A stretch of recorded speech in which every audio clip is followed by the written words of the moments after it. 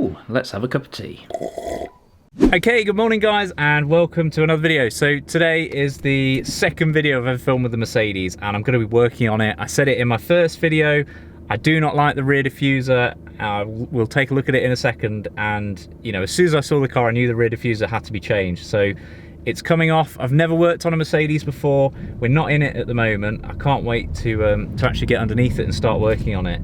So let's go and take a look at what we're dealing with. Looking at the rear of the diffuser, you can see along the top edge that the lacquer or the top coat is peeling away. Either the part has been on the car for a long period of time, or the part wasn't of that high quality when it was fitted. Taking a look at the new part, you can see that it's identical but in much better condition. I really like the factory look, and although my C63 is an edition 125, they never came with any altered body panels.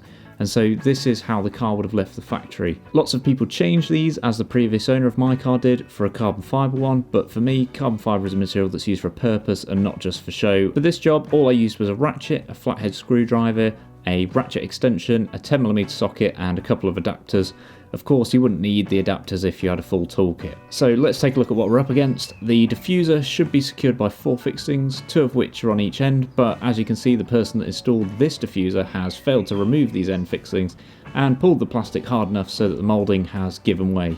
There are 2 support brackets towards the centre of the diffuser, secured with 2 10mm headed screws. The diffuser then clips into these and the bumper panel to secure itself to the car. First step, I'm going to remove the 10mm screws from the centre supports. Also, when working underneath the car, it's a great idea to wear safety glasses, but I didn't have any safety glasses, so here is some cycling goggles.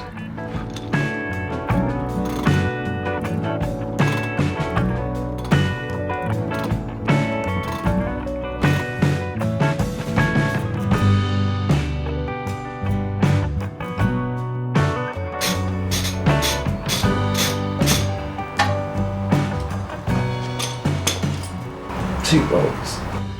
Now it's time to see what will happen with the end piece, so I'm going to go and give it a little bit of force downwards. As there isn't anything holding it on anymore, it should just pop out. I used the new part as reference for where the panel clips were.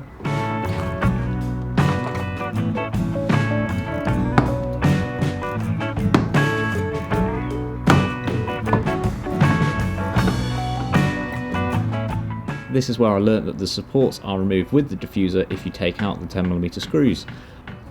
That's interesting. Hey. There's a small amount of corrosion on this 9-year-old car, but as I'm used to MX-5s, this is nothing. Whilst at the rear of the car, I noticed that the right-hand side exhaust pipes were blacker than the left-hand side exhaust pipes. This could indicate that the right-hand side bank is running leaner than the left-hand side, and that there might be an O2 sensor going out or a leak on the inlet manifold, so more on that later. Well, it says it's a genuine Mercedes part. That's what that little badge means. Just doesn't look like the quality that I'd expect from a Mercedes part, especially with this lacquer peeling off here. But I'm going to have to reuse these pieces, so hopefully they'll hold up still. At this point, I couldn't resist a quick clean. I mentioned earlier about the soot on the right hand side tailpipe, so I decided that I'd clean all 4 of the tips up and then keep an eye on both of them to see if one soils faster than the other. I'm going to use Autosol metal polish and an oil polishing pad. All the links to these products are in the description below. Just to give you an idea of the weather, here's what I'm dealing with.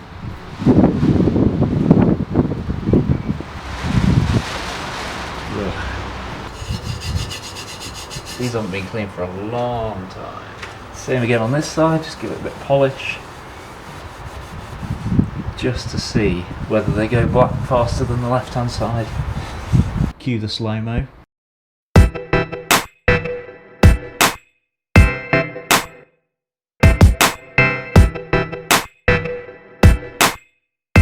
So I've read online that the 2 endpoints that the diffuser has to fit into are rivets, but mine don't seem to be rivets, mine seem to be screws. Now, someone might have changed them from rivets to screws. Try and get a close-up of that. That is a flathead screw, not a rivet, so I can just screw them out. I don't know if it's like that on all cars or just my car, because obviously this has been changed at some point. Well, I believe it to have been changed at some point. So the rivets that I'm talking about screw into the end plate of the diffuser. So this is the new one. You can see that screw is meant to go through that hole and into the captive nut, whereas the previous one they've either pulled it and it's ripped, or they've just torn this and put it over it. But the old one wasn't right, but my new one definitely will be. It's quite difficult to do. I didn't need to hold mine from the other side either. They seem to spin pretty freely.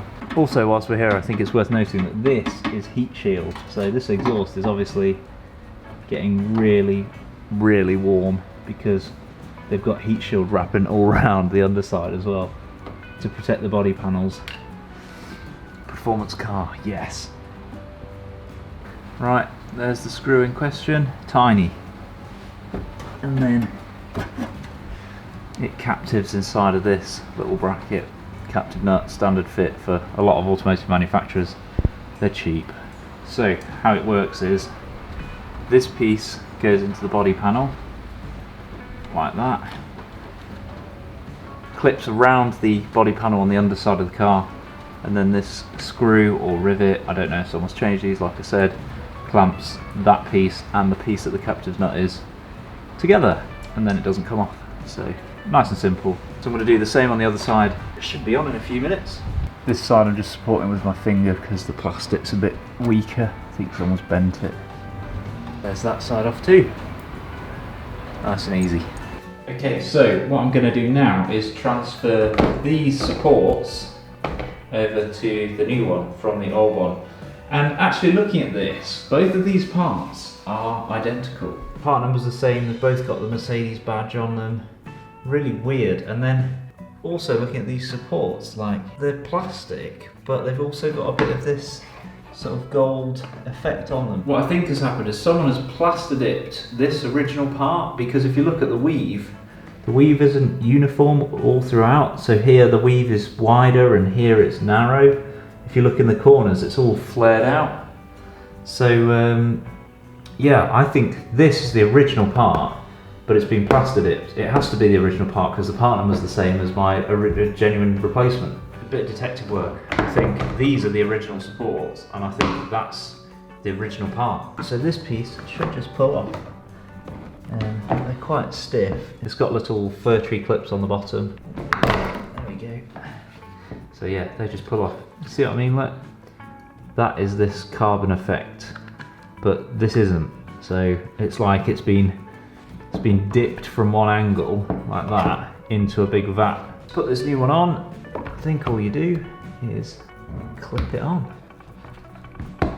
Quite an easy job really, clipping that back on.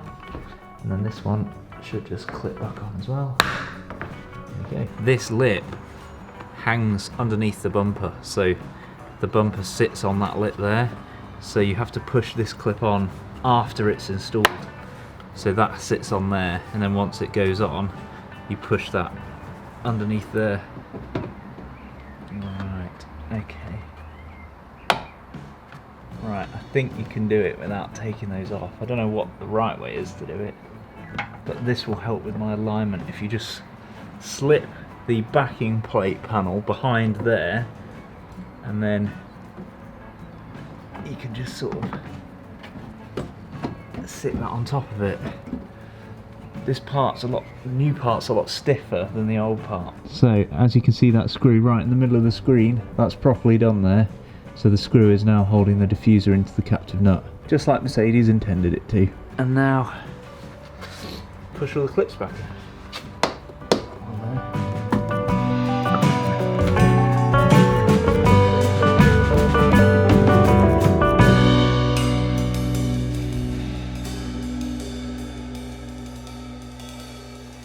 Thanks very much for watching. So really easy to do yourself. Anyone could do that. You don't have to be mechanically competent in any way really. IKEA furniture is harder than doing that. So make sure you give it a like. If you want to see more with the car, hit the subscribe button. There's loads to come with it. And remember, righty-tighty, lefty-loosey, and I'll see you on the next one.